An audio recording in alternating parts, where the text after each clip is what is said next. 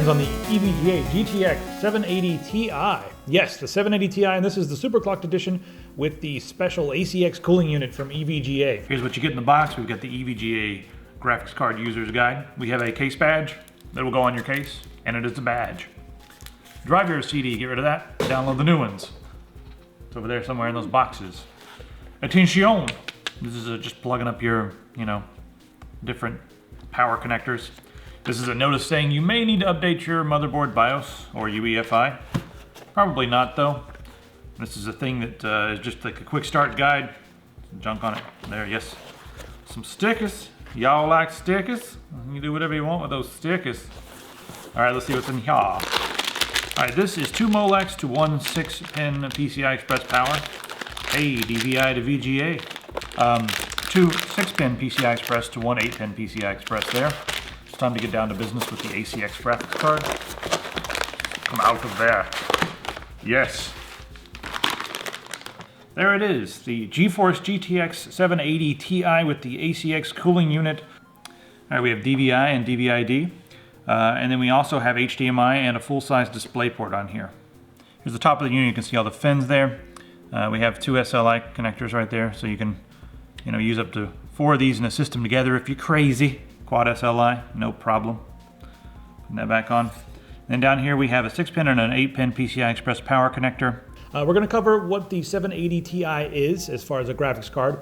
But first I want to talk about the special additions that EVGA has given this card, namely that ACX cooling unit. So what we have here is a totally custom cooling unit, and they've used it on several different cards. This one has been modified specifically to fit on this PCB, which is it's a GK110, and this really, it's really the only graphics card, a gaming grade graphics card that's kind of fully taken advantage of the GK110. The Titan is really fast, but this is a step up from even the Titan in most areas, except for possibly RAM. But the RAM's faster, so we'll get to that again in just a second. All right, let's talk about that ACX cooling unit. What really sets this apart from just a stock 780 Ti? Well, you've got 40% more volume, and that is going to help you dissipate heat. 40% is quite a lot to fit into a small area, but it's still just a dual slot card, so that's all good. Also, we have dual ball bearing fans, and the average lifespan on those, I believe, is 12 years. You can check their website for the actual notes on that, but yeah, 12-year lifespan on the fans. The other thing that's really nice is that there's a plate on this, and the plate is actually on the front of the PCB. It's not on the back of the PCB like you see with a lot of graphics cards. It does actually help to dissipate some heat being on the front, and I think it does a little better than the ones that you see on the back. Plus, it's going to add the rigidity to the card, because these things are big and they're heavy. And when you put them in a case and they're mounted this way, just holding the box here, mounted this way, you do want something to stabilize it. So having a plate in there is kind of nice to stabilize the PCB. Now let's talk about the blades. The blades on the actual fan are 25% lighter, so that means they're going to take less power to spin, which is kind of nice. Not much less, but a little bit less. And they are 700% stronger, so lighter and stronger. Hey, why not? Other than that, what EVGA has done is they've upped the core clock to 980, and the boost clock goes all the way up to 1046. And thanks to GPU Boost 2.0, it's going to get way higher than that. And I also Logan clocked it. I know this one's super clocked, but I used EVGA Precision X to Logan clock it, and I'll be making a separate video just on that one, how this thing's running in my system. But I was able to push it to 1055 and beyond, 1100 in some games. So I'm still playing around with it. I'm not quite ready to make an overclocking video yet, but we'll get there. Now let's talk about the general 780 Ti specs. We have 2,880 CUDA cores. That's more than the Titan. That's more than the 780, so it's a step up there. The memory on this, we have 3 gigabytes of GDDR5. I thought we were finally going to see 4 because we're seeing a 4 on the AMD stuff, and we have 6 on the Titan, but no, we have 3 still. But that 3, it's really fast. It's still using the same 384-bit memory bus width that we'd see on the the Titan and the 780, but the effective clock on this is 7,000 megahertz. So the bandwidth is 336 gigabytes per second. That is more than any graphics card on the market. That's pretty ridiculous. All right, above and beyond like the graphics card, Nvidia has really been talking a lot about just what they've been doing outside of creating graphics cards. Stuff like their GameWorks initiative. And what that is they've got 300 guys. They're like really freaking genius technicians. And they're sending all these guys out to the major game developers. And there's a guy helping out with this game, and there's another guy from Nvidia who goes and he helps whatever game it is. I mean, 300 guys just transient, going from game to game, making sure that they're correctly optimized.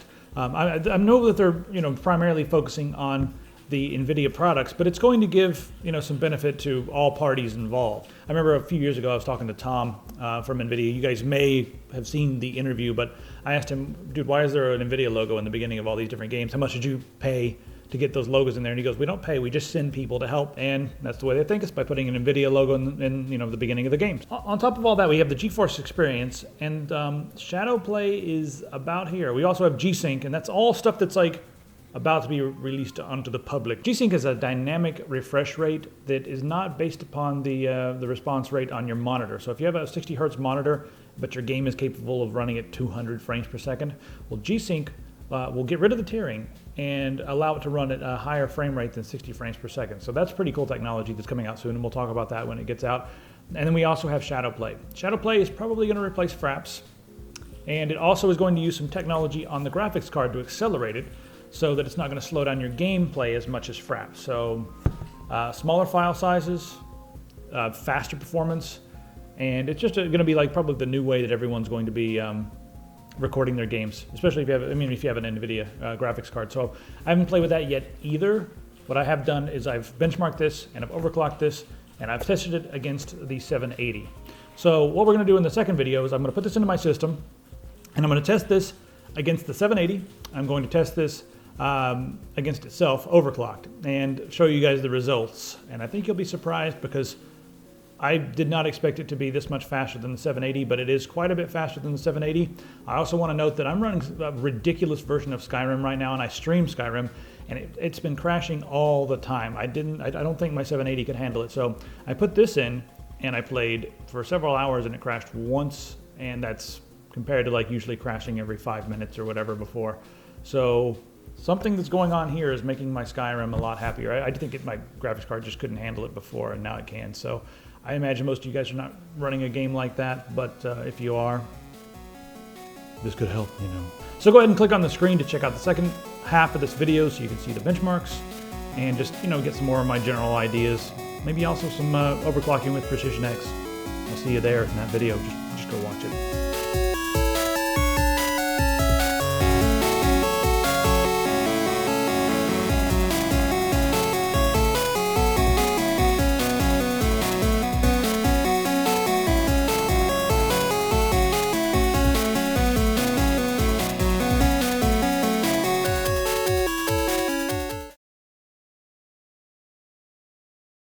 Important notice. This is important notice.